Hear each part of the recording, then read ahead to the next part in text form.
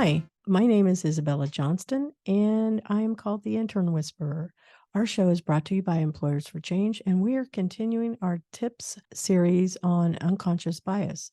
So today's tip of the week is about anchor bias. Now, what that means is when someone holds onto an initial singular piece of information to make decisions. An anchor bias commonly occurs in the hiring process when comparing candidates. A recruiter may see one aspect of a candidate and then cannot unsee that characteristic while considering other applicants. For example, the first applicant a recruiter considers may request a significant lower salary than the following candidates.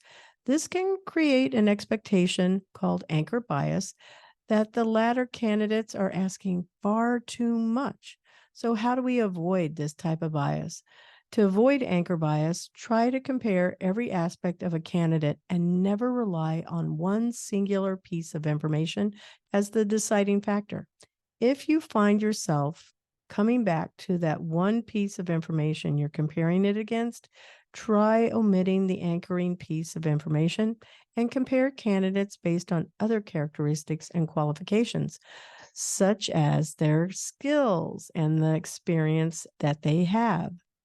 Welcome to the Intern Whisperer. Our show is all about the future of work. So today's guest is Arlene Blake. She is the Executive Director of Women on the Rise International. She is a visionary, entrepreneur, sales leader, and creative strategist that is passionate about engaging, inspiring, and empowering women around the world. I'm so excited to have you. I met you at the 100 Women Strong, and I found your speech so moving. And I just really enjoyed it. I went, I have to have her on my podcast. So I'm thrilled to have you here. Yes, thank you so much for having me. I'm excited. Okay, so we always kick off our show where we talk about 5 words you get to share with our listening audience, 5 words that describe you, and why did you pick those? And I did write them down so I can prompt you when needed. Absolutely. So some of these words I may not have necessarily chosen for myself, but other people have described me using these words. But bubbly, for sure. Direct, it's because I'm an Aries. Enthusiastic, visionary, and diva. And I don't mean, like I like to often say, the Mariah Carey diva. This is Deeva, which is the Hindu term for goddess, because I feel as though every woman has a goddess within them that is waiting to be unleashed. So that's my coin term. I really like that. And since you explained it, we started backwards. So that's even better. That's great. So why do people describe you as bubbly? I have always had this really energetic personality. If I'm very quiet, people think something is wrong. But it's just, I don't know. I have great enthusiasm towards life. And so I don't know, my personality has just always been very bubbly. I love to laugh. I love to be joyful. There's so much to be grateful for just to be here every day. So bubbly is definitely a key word to describe me. Yeah, I would also say energetic. I know you came in with a lot of energy that day, so I would use that one too. Okay. I like the word direct. I describe myself that way, and I think it's a more, what would be a balanced word that we can use instead of saying, oh, she's this, which may not have a positive meaning. Yeah. Yeah. I feel as though I've had to become more direct in leadership, especially since I have founded Women on the Rise.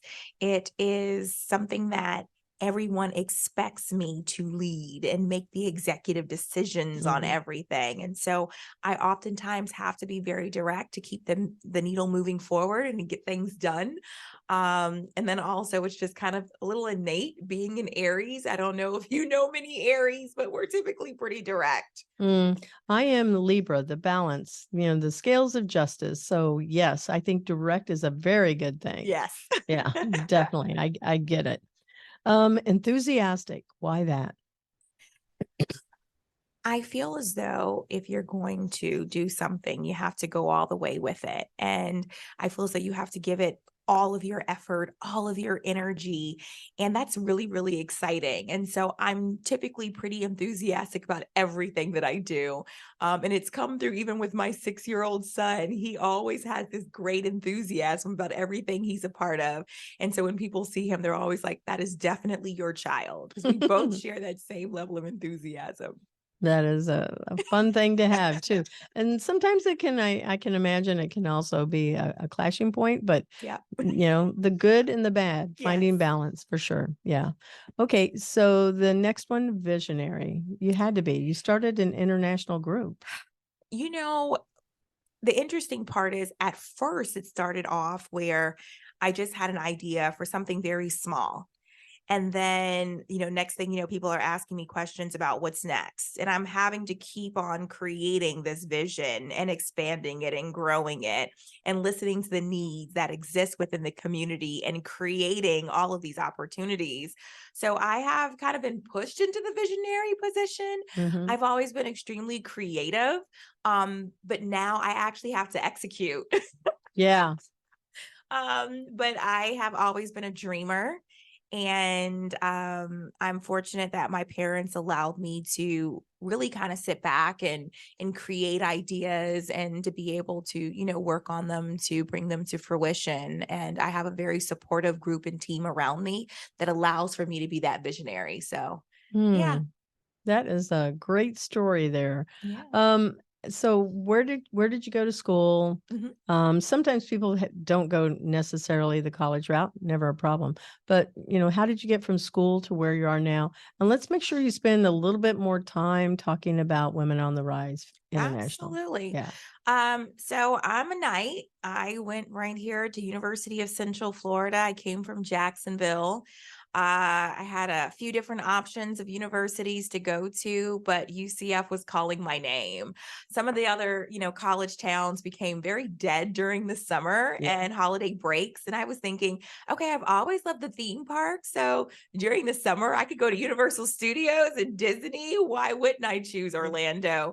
So I came out here, and I think when I first moved to Orlando, there was still a lot of pastures kind of on university. It is definitely not No, what no it more. what it is today. But I came to UCF to go to school for legal studies. I was passionate about becoming a lawyer. I was on the debate team in high school. You couldn't tell me that I wasn't going to become an attorney. That was my Wow. passion. And then business was my minor. So, yeah, that's what I went to UCF for. And I graduated class of '06. And I immediately went to go work for a law firm after that. I will say that while I was at UCF, I was very, very involved in different women's groups on campus. And I was very involved in planning a lot of the events that we would have. So I got that bug kind of early. So initially it was, okay, I'm going to go to law school after I graduate. And then that little itch for events really got to me. And I said, I think I want to be an event planner. And at this time, you had all of the wedding planning shows that were on TLC and so forth. And I was like, well, maybe I want to be a wedding planner. But I started a wedding planning business because I couldn't find an internship with any of the local companies. So I created my own opportunity, started a business, and I started to get clients. This was all while I was working full-time managing a law firm in Winter Park, Florida. Well, I'll ask you about that offline. I used to work for attorneys, and one of them was in Winter Park also. So yeah. What kind of law were you working in? Personal injury. Okay, maybe it was the same one. So, I know there's more than one down there, but that's what I did too. We did Yes. products liability and personal injury. Oh, fantastic. Yes. Yeah. I was there for like almost 8 years. That would be so funny. That would be really funny. Yeah, so funny. Yeah, I worked for quite a few lawyers while I was putting myself through school. Okay. The undergrad, the master's, and then a little bit into a PhD. Okay. Yeah, that's awesome. Yeah. I'm but I was in education. I did want to be an attorney though, but I chose to go and be a classroom teacher. Yeah. I love that you're in nonprofit though too, because that's just huge. You did a whole shift from going from, law and event planning, which event planning definitely ties into nonprofit. It did Yeah, come in handy. It it definitely did. did, but it was all by accident. There was it Yeah. was not intended originally. It's interesting to look back and say to yourself, I never knew that this is where I was going to end up, Right? right? So Right? So crazy. So how did Women on the Rise get started? And how old is the organization? so we're in our 8th year right Wow. now. And so, during that time when I was at the law firm, there were a few different things that were happening in my personal life and with our senior partner, who I consider as one of my mentors. He became ill with Alzheimer's Mm, and he passed away. He passed after my mother passed of cancer. mm. Next was my father that passed of cancer, and then he passed from Alzheimer's. And this is all within like a 5-year period. That's a lot of significant people. It was a lot. And I've always considered myself to be a fairly strong person, but that almost took me out. And so I remember I was working a sales job after that, because when after he passed, they were closing the law firm, and I decided to just do like a complete shift and change. I also decided to close my event planning business because I was, like a solo practitioner, basically. And when my mom was sick and my dad was sick, I still really had to keep the business going on my own, even though I'm struggling with dealing with the loss of my Right. parents. And I am in the biggest celebration of many individuals' lives. And I'm still having to carry, all of this happiness and cheerfulness. And it was difficult. Mm. And so I decided that I was going to let that go. I finished all of the events that I had on the books after my father passed. And I closed up shop, and I went to an event, and it was for those in professional sales, like, pharmaceutical, medical device, industrial sales, and so forth. I go to an event, and they told me about a big conference that they were about to go to. And I decided 5 days after my father passed, I was going to go to that conference. I bought a last minute plane ticket, revamped my resume within 2 weeks, and I went to this conference, and I got hired by a major brand there. And I took on a role doing industrial sales, and that kind of changed a little bit of the trajectory of my life at that point. And so now I'm a salesperson. Mm-hmm. But during that time, I found myself in a really negative place because, one, that's not an easy job. Let's Mm-mm. be clear, right? There's a lot of obstacles that you encounter, a lot of objections you encounter, and sometimes it can be a lot on the spirit. And then I already was struggling because I had lost all of these people who meant so much to me. Mm-hmm. And so I decided to do therapy. And in therapy, I made the decision, one, I was going to hire a coach, which I am like the biggest advocate for coaches. So Mm-hmm. I hired a personal coach who was going to help me figure out what's the next step for me, right? And so she really helped me with the job that I had to be able to go in and articulate what I was going through or what I needed from my manager, so that I was able to be successful in my role. Mm-hmm. That completely changed because I went from being, on the chopping block to being Mm-hmm. the number one person in our whole Southeast region Whoa. within maybe like a 5-month period. So that was huge. In addition to that, as I'm going to the group therapy sessions, I found myself being more positive every time I came in. And prior to that, when I would be having conversations with friends and family, I was always that person thinking of everything negative. It was like the glass was always half empty.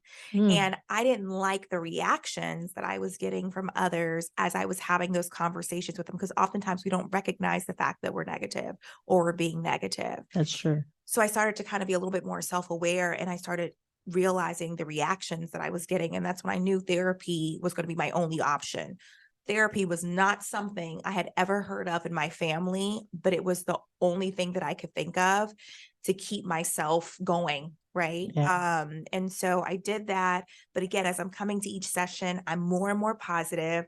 I'm having encouraging words to the other women that were part of the therapy group as well. And the therapist put a calling on me to do something to bring women together on a consistent basis, to Mm. where we would have that same kind of encouragement and empowerment. And that really sat with me because prior to my mom getting sick, and let's say this was 2015, in 2009, right before my mom was diagnosed with pancreatic cancer, I had started planning a women's empowerment day. Mm, And I had all of these like requests for proposals and agendas and all these things that were put together in a binder. And I shelved the idea when I found out that she was sick. And so now I have this person who's speaking into me saying that she thinks I should bring women together in this positive mhm. environment. And so I bring this up to my coach and she said, well, Arlene, I think you should go ahead and create the event. And so she went ahead and put some goals behind me. I had to have a venue booked by a certain date. I had to have my agenda created and all of these milestones I needed to do in order to make this event happen. And I did. So in March, Women's History Month kickoff of 2016, we Perfect. had what was our first event. And again, it was only supposed to be this one event. There wasn't supposed to be events that were coming after that. Mm-hmm. But we had I had 123 women show up That's a lot for a that I first did event. not know that showed up for this first event. That's And they were crazy. it was crazy. And they were so excited about the event. And I began to get emails afterwards and they were asking me, when's the next event? How can I volunteer? How can I be a part of this? And I'm like, huh, what? And so I continued to create additional events. And then one of my mentors said, Arlene, I think this is a nonprofit you have. Like at each of these events, you're teaching women different things. You're providing a platform for other women to share their stories, to educate and inspire and empower other women. This is a nonprofit. Yes, it is. And so I was like, okay.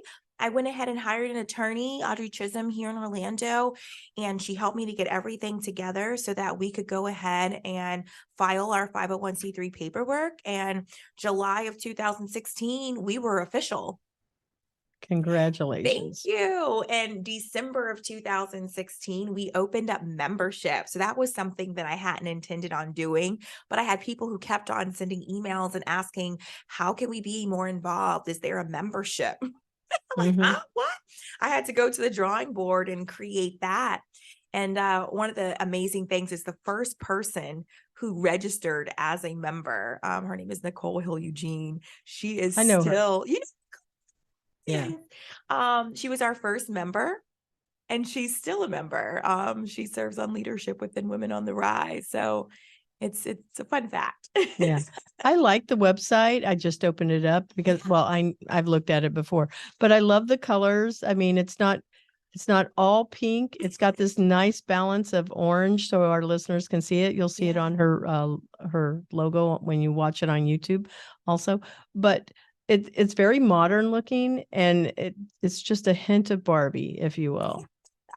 Like the Well, Barbie pink. I loved Barbie growing up, Yeah. so And what was the other one? There was one with Reese Witherspoon in. It Legally was, Blonde, there you go. one of the best movies ever. Yes, I could not agree more. Yeah. It's got a little bit of a hint of that kind of pink going on because it's like snap, snap, snap, all business here. That's definitely part of that bubbly side of myself. Yeah. Yeah. I can definitely see that for sure. Yeah. So anyway, now you have members. Yeah. How fast was it growing? I want to say by the summer of the next year, we probably had like 60 paid members of the organization. We were having monthly meetings, and these meetings were packed out, and they weren't all just registered members of the organization. It was other women in the community who wanted to just come. They may have had like a fear of commitment. Mhm. But they would come, they would enjoy the meetings and so forth. And it was a great time of fellowship just to be around other like-minded women who were all aspiring for something greater, or who just wanted to give back or just be around positive energy. So it was always a really, really great environment to be a part of, and it fed my soul. I love that. I love it. And I'm even looking at the membership page. You got a lot of benefit that's here Yeah. at a very affordable price. Right. Yeah. Thank you. Yeah. We were just talking about that last night at a leadership team meeting we had because, and I know we'll get into this later, we had a whole workshop on AI and leveraging ChatGPT. And so we did this intensive workshop, and I asked people, okay, what are you working on right now that's like causing some stumbling blocks for you. And then we broke it down with ChatGPT, and the minds that were blown from what we were able to do was crazy. And so just really being able to provide some of that insight for our members as an added benefit, because you'll see oftentimes, and one of our board members said this, I don't like things that are surface. So if we're going to do a workshop, if we're going to do an event and we're going to educate, there's not an upsell afterwards. We're diving all the way in. When you walk away, you're going to feel like, man, that's something that I probably should have paid $5,000 for. Right. Yeah. I know exactly. Value is huge. Yeah. And so I always want to make sure that we're over delivering and that our members, they feel that value, they understand that value that they're getting. And it allows for them to be more successful in everything that they do. I love it. Yeah. Love it. Love it. Love it. Okay. So what are the bigger plans for the group? Because I know you just had a gala. Tell us about the gala. So essentially, the gala is an opportunity for the community to come to our website and nominate a woman that is excelling in her career and giving back in the community. And so the individuals get to nominate all of these women. We take it down to the top 5 in each category.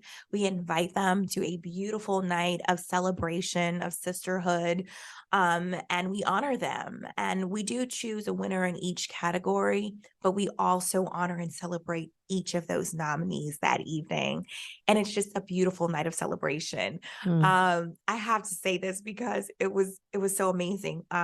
Mayor Demings here in Orlando, he came to the gala. He was one of our special guests. And he had let us know that he was only going to be there for a small period of time. He was there for the whole entire event. Whoa, what an honor. When I watched as he had the program booklet and he was intent on reading about each person and pointing out each person that was there. And it was amazing to see how excited he was. And I think that also excited everyone that was there too, to see that same level of excitement. It was a beautiful evening. We had it at the Dr. Phillips Center for Performing Arts right here in downtown Orlando, which if you haven't been there, it's an absolutely so beautiful space. And so I don't know, it was just absolutely beautiful. And so we were excited about that. And I know all of the nominees and the finalists felt very special by being celebrated there. So who are the finalists? Should I pull up the page? Because I'm not sure. So I can tell you who the winners for the gala are. That's what I'm really wondering. Actually, we were just sending out an announcement, so I will go ahead and just read that off. Let's see here. Let me get that. Is it on the website yet? It is not. It is not. Let me tell you, we have so many. Do you have to be a member to win also? No. So you can, anybody. Woman that lives in Orange, well, not in Orange County, but anyone that lives in the Orlando metro area is able to be nominated. So our Young Achiever College Diva, so that's a young lady who's either a senior graduating, going off to college, or who's in college currently, was Roxy Richburg. She won a $1,000 scholarship. We also raised funds through the gala that we split between all 6 of the Young Achiever College Diva. So they all will receive a scholarship check. Very nice. Yes. And next year, our goal is to raise $20,000 so we can do 20 scholarships. Community Impact Leader Award, Mia Poinsett. Top in real estate, we actually had a tie between Deidre Graybill and Darlene Dykes. Our Diva to Watch winner was Tamara Boone. Our Inspirational Diva winner was Mia Poinsett. Our Entrepreneur Diva was Sharice Wilkes. Oh, I know her. I just recorded her podcast before you came in. I love Sharice. She's amazing. Yeah, I know. Sharice and I work together out of OMG Labs. Okay. Yes, yeah. It's so funny. She was just here. You guys would have seen each other. Okay. She's amazing. Leading Diva in Tech, Renee Overton Palma. Talented Diva, the Cassandra Lewis. Top Educator, Jacqueline Russell. And then Diva Influencer, Leslie Pittman. Very nice. Yes. Yeah. Well, thanks for sharing that. And a little shout out to all those women too. Yes. They are all absolutely amazing. all of the finalists from that evening, equally amazing. We had a great group of women that were nominated this year, and all of them should be celebrated for all of the work that they do and way they give back in the community. Is it, how do you decide? Is it by a popular vote? Is it by a committee? Is it by all of those So things? there's a panel of judges, and they have a scoring rubric. And Okay. so they basically, the nomination forms that they receive, they have to go through that, and they have to score it based on the values that are given in each category. Got it. Yeah. Yeah. So we're going to move on to a couple of other questions that I typically ask in the in the first half of the show. So I like David Letterman's method of interviewing. So my questions come from that area, really a deeper dive, getting to know the guest. Okay. What is a favorite quote that you live by? Just start. So why that one? It actually comes back from when my mother was still here, and I would make a big deal out of a little, right? I would overthink things in my head. And my mom said to me, Arlene, you know what you need to do. You have everything that you need. Just start. Yep. And I have carried that through with Women on the Rise. I try not to overthink things too much. You just have to take the first step in getting things going and start it. I have helped others as well too, as they've created concepts, created businesses, created their own events, extended their platforms. Don't overthink it. Just take the first step to get it done. Just start. So that is definitely one of those quotes that I live by. You know, I like that you referenced that it was something your mom always said, because I'm sure I have little words that I use too. And it always takes me to, well, this is what my mom said. This is what my grandparents said. Like, I have words too. And my mom died also of cancer, different type. Yeah. I'm sorry. We feel together here. Anyway, but when you say it, you always think of your mom. It's a way that you honor your mom. Yes, absolutely. Yeah. It's so cool. And interesting fact too, Women on the Rise, our name started off as the Paula Blake Empowerment Initiative, named after my mother. And we did evolve and change the name, but it was always created in memory. In her memory. Yeah. Love that. So the hardest lesson that you learned that changed your life, hopefully for the better too. Yeah. Never take a moment for granted. I would say I don't have any regrets per se, but having lost both of my parents to cancer, to put it in perspective, my mother was only 48 when she passed. Whoa. And my father was 56. And so to have parents that are very young to pass away that early on in my life, there's been some hard lessons that I've had to learn. I haven't had that crutch that I would say some people sometimes have. There's a lot of growing up that I had to do, by myself in a sense. There was a post that I saw recently on Instagram where the person said they never realized how much they would have needed their parents in their adult years. Oh gosh, yes. And I felt that so much. I feel like I have never needed my mother more. My son, both of his grandmothers were deceased, both from cancer before he came into this world. Wow. And so not knowing what to do with a newborn baby, I depended on the nurse at the hospital to help me. I depended on the persons at the daycare to tell me what needed to be done. I didn't have that. And so those are some of those lessons that I wish I would have had someone there, wish I would have my mom there to be able to support me through those things. So some hard lessons that I've had to learn alone, that, had she have been here, I probably wouldn't have made all the mistakes that I've made. But I'm probably the stronger for it, but yeah, definitely. I think that when we get older, we begin to become more of a peer relationship with our parents. Hopefully they don't see us as babies, but we're always their child, right? Or their baby. But hopefully they always see us as, hey, I'm here to take care of you also. Yeah. Yeah. It's a sweet relationship that you can have. It really is. One of the things that I remember from when my mom was sick was we held hands a lot. Yeah. and I can still feel her hand in mine. And so my son and I, we hold hands all the time. Like that's so important to me. Mhm. Because that's something that I'll always have, and It's you'll very always have. intimate. You only hold hands with a person that's very, very close to you. Yes. For me, I know that I don't know what anybody else thinks. I think that holding hands is more intimate in a relationship than sex, Yep. because Agreed. like you really love that person. Absolutely. Mhm. What are you most grateful for then? That's a hard act to follow with the first one that you just gave us. Yeah, I'm grateful for life.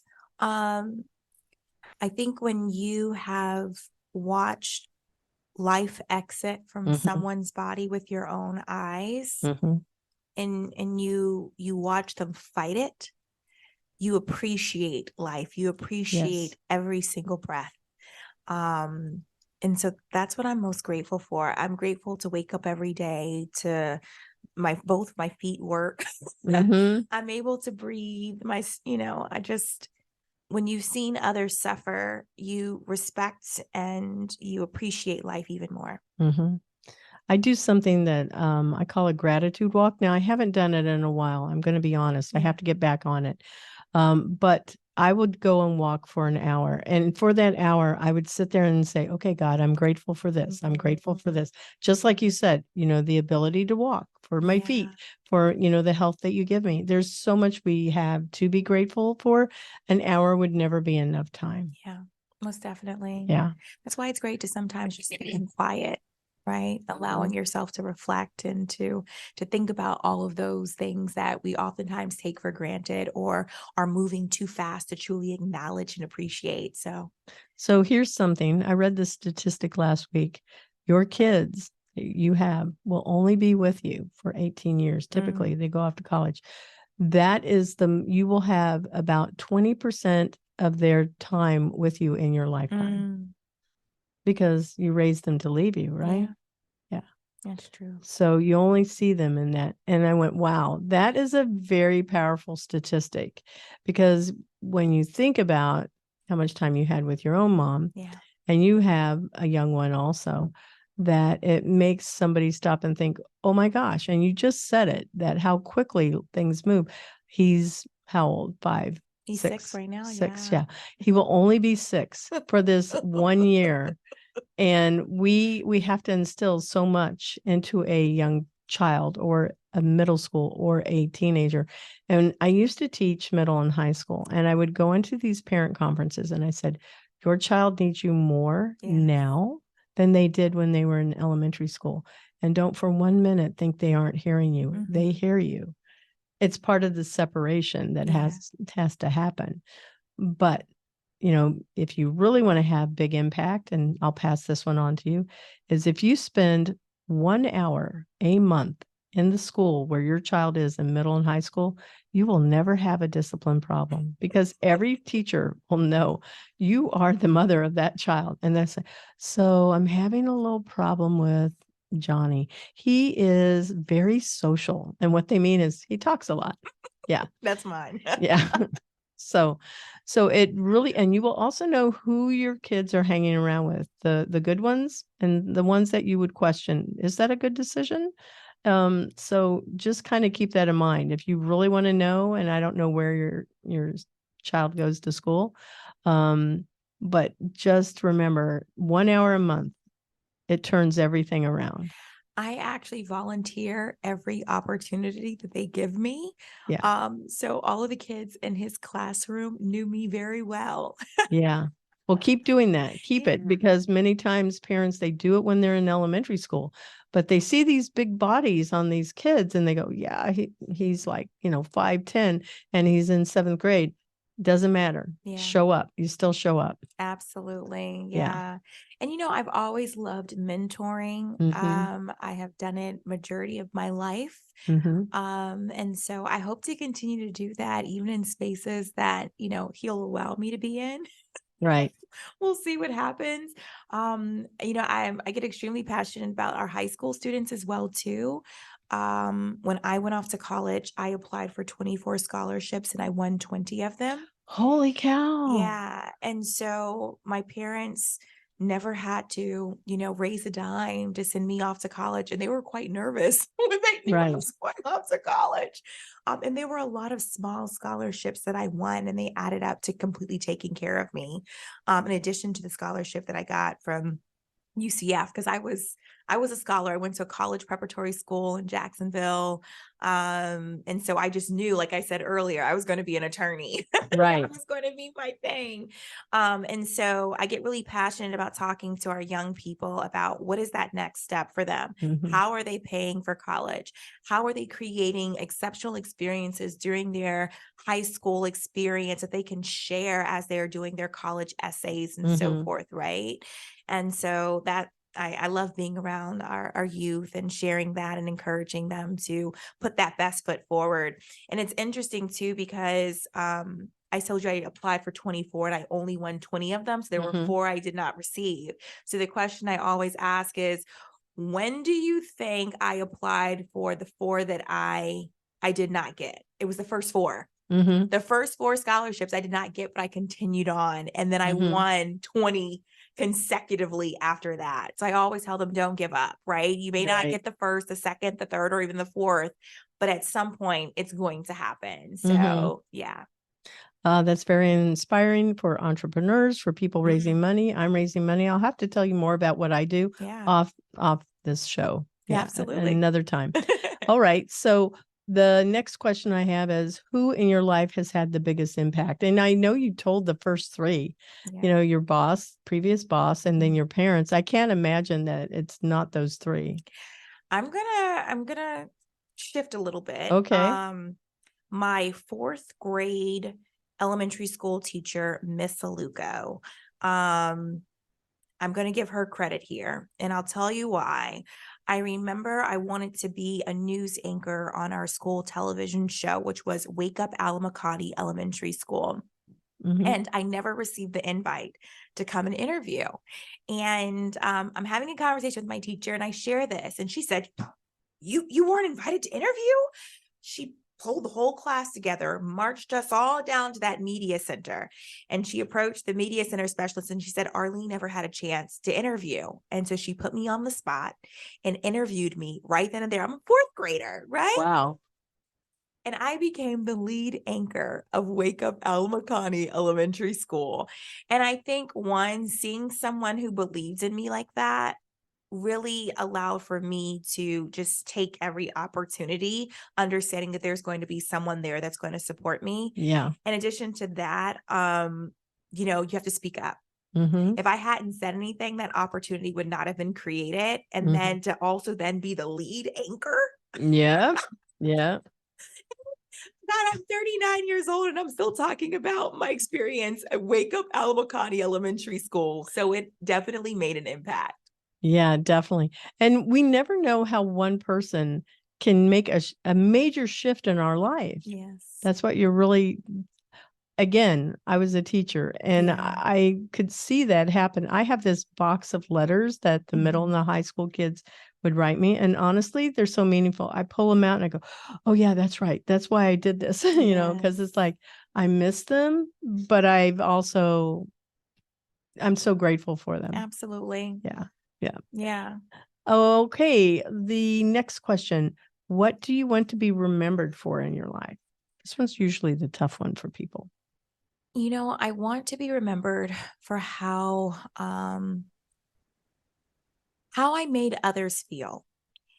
And I don't mean the moment when I stretched them and they felt like they couldn't be stretched anymore. Yeah. I mean, from when they have listened and they followed and they've executed and they have seen the fruits of that labor. What they feel in that moment is what I want to be remembered for. I have definitely been that person who can identify amazing potential in others that they may not see in themselves. And I'm going to be that person who's going to stretch them past their comfort zone Mm-hmm. because I want to see them excel. And oftentimes I see them excel past anything that I've ever achieved myself, but it brings I can't even put it into words, but I feel so grateful to be in that position, to feel confident and comfortable in my own skin to be able to even do that and feel that way and feel excited and to be able to celebrate others in that. But that's what I want to be known for. I think that's part of the legacy that I want to be able to create. And I want for others to be able to do the same, to be able to uplift others in moments where it might be hard for them to celebrate what's going on in their own personal lives. I actually had a conversation with a girlfriend recently. She was struggling where some others around her couldn't celebrate her in a moment when she was receiving the biggest salary she had ever received in her life. And she was just really excited as to where she was going. And I was in a position this particular year, and this was during COVID, where I didn't know how I was going to pay my mortgage. But I celebrated her. I was so excited for her. I shared with everybody, can you not believe she's gotten this great salary? And this is what can happen. And, I was just so proud of her. And it didn't matter the position that I personally was in. I could look past that and still be able to celebrate someone find the else. joy. Find the joy. And I have seen over the years where individuals struggle with that. But I feel like blessings come when you're able to celebrate others, even during those low moments for yourself. So I could not agree more. Absolutely. I could not agree more.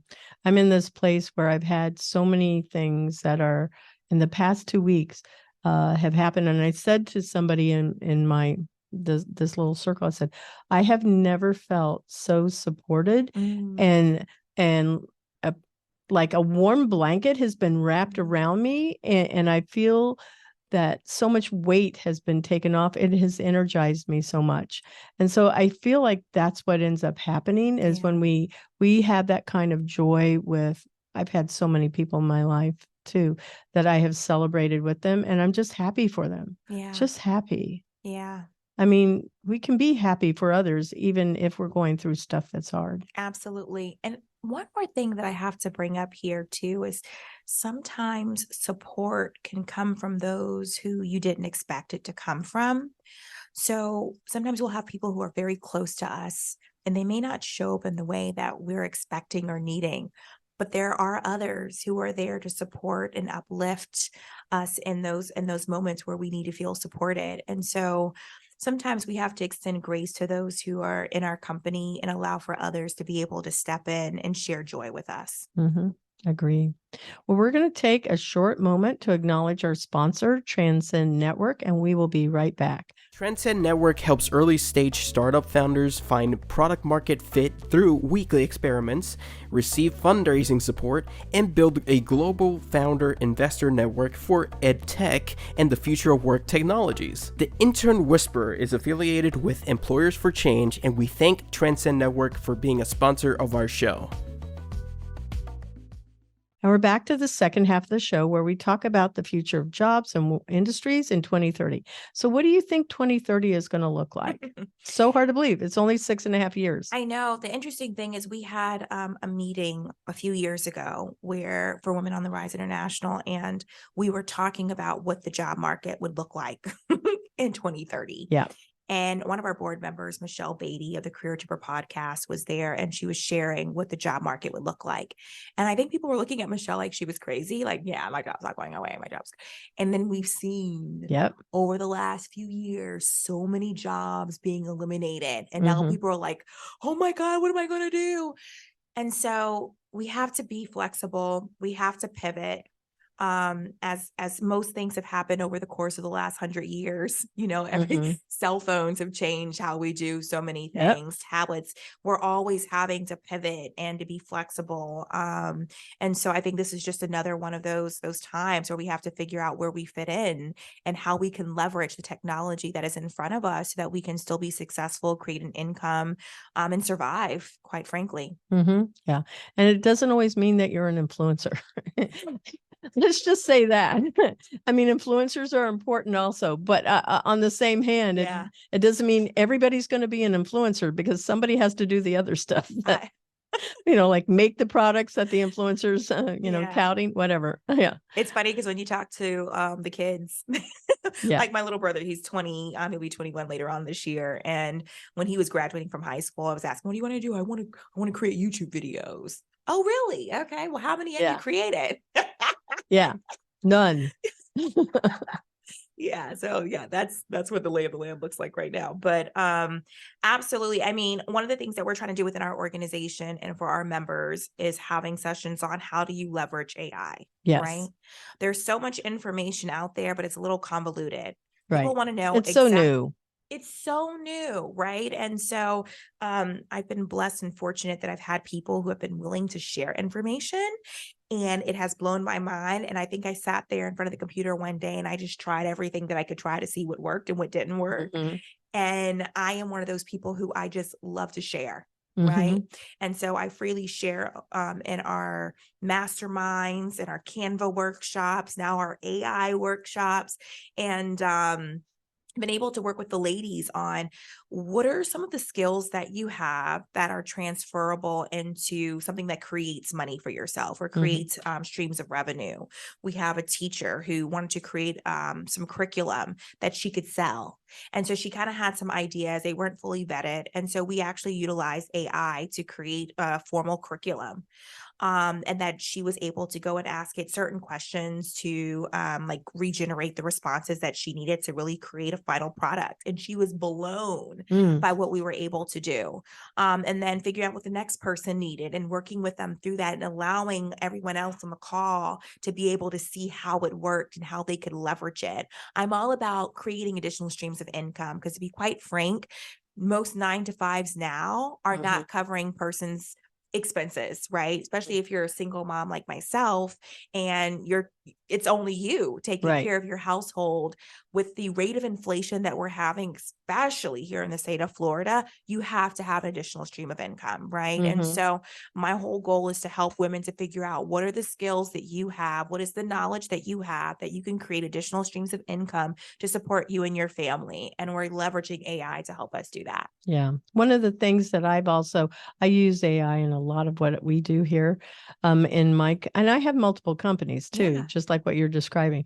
So I'm working with some high school students that are learning how to create content. And I encourage everybody to use Chat GPT for sure. And I said, so just so you know, it can create an article for you in like 2 minutes. It doesn't mean that it's right. It's pulling good information and bad information out there. Your job is to use it as just an initial piece that gets your brain flowing, and then make sure you fact check it because you don't know. There's no citations in there. It could be pulling bad stuff. It's everything in the internet. Absolutely. And I actually like the way that I've taught individuals to do is to create their own initial draft Mm-hmm. and then to have ChatGPT rewrite that draft. Mm-hmm. And then to say, well, actually, what are some examples of blah, blah, blah, blah, right? Like, and you ask ChatGPT to rephrase it in that way Right. or to bring up those additional ideas. And then you start to create piece by piece your final product, Yeah. right? Yeah.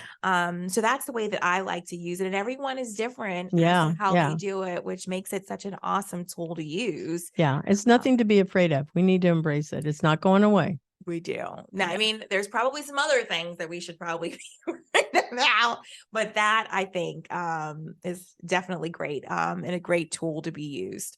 Okay. So what ethical dilemmas do you think that can come up because of all of this AI and things that are happening in the workplace? Well, you have to wonder, where is the information coming from? Mm-hmm. Is it someone else's copyrighted work product?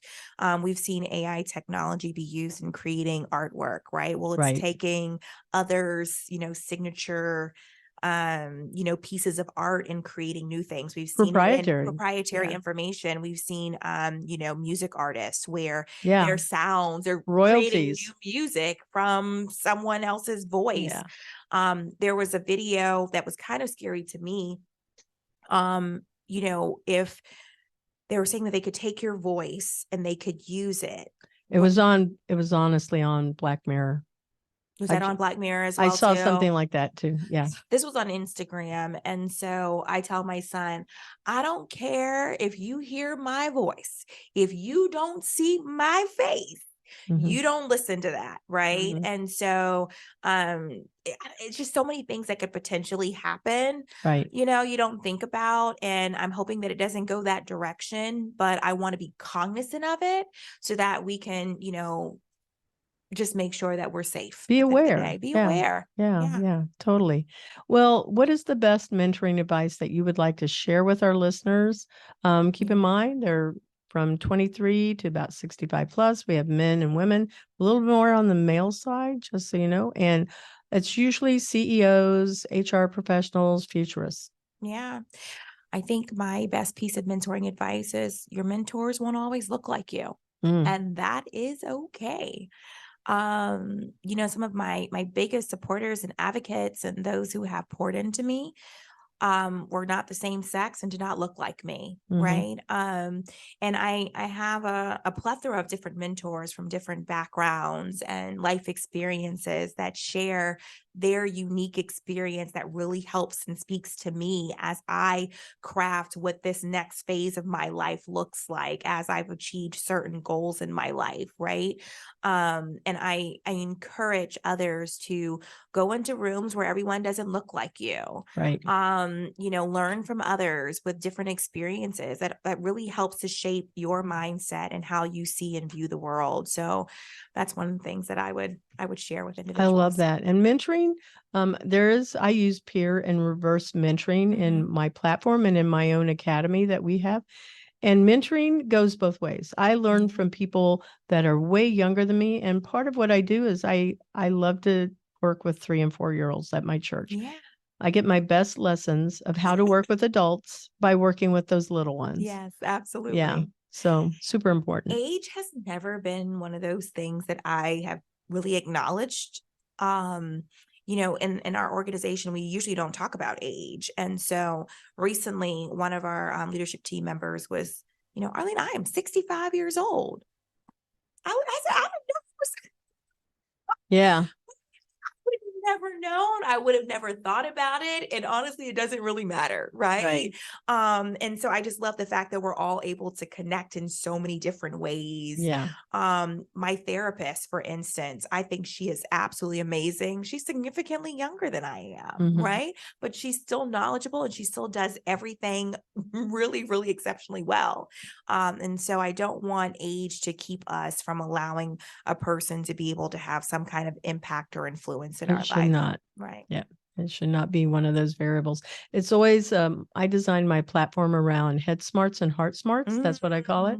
So what's in your head and what's in your heart, those are the things that we should all be looking at in people, because it's the things that we don't see, not the things that we see. Absolutely. So how can our listeners find you? We usually always supply your personal LinkedIn profile, but we pulled your certainly Women on the Rise Inc.org website. What else would you like? Yeah, so that website is wotrinc.org. You can follow us there. And then it has all of our social channels that are linked there too. I pulled those too. Our YouTube channel, our Instagram page, our Facebook group page, all different places to be able to follow and see what we're doing. And then LinkedIn is also a great platform to connect with me personally. All right. Well, I want to thank you so much for being a guest on the show. This has been delightful. Yes, thank you so much. I appreciate this opportunity. Oh, you're very welcome. I look forward to connecting with you through your group too. Yes, it'll be awesome. Thank you.